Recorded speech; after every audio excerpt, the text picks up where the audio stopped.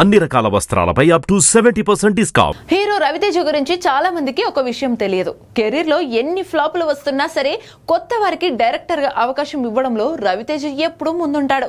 సొంతంగా ఎదిగిన హీరో కదా, టాలెంట్ ను ఎంకరేజ్ చేయడం రవితేజకు మొదటి నుంచి అలవాటే.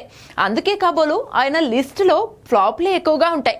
మరి స్టార్ డైరెక్టర్లతో సినిమాలు చేయొచ్చు కదా అనే వారు లేకపోలేదు. కానీ చాలా మందికి తెలియని విషయం ఏంటంటే ఇప్పుడున్న స్టార్ డైరెక్టర్లను ఇండస్ట్రీకి తీసుకొచ్చిందే రవితేజ.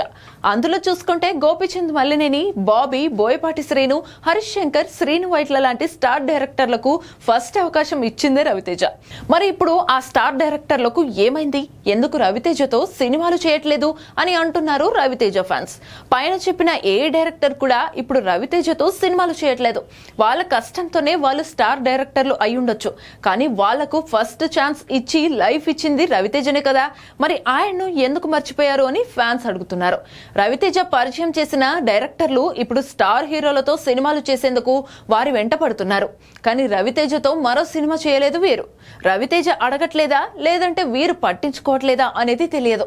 ఒక్క గోపీచంద్ మల్లినేని మాత్రమే రవితేజతో ఆ మధ్య క్రాక్ మూవీ చేసి హిట్ ఇచ్చాడు.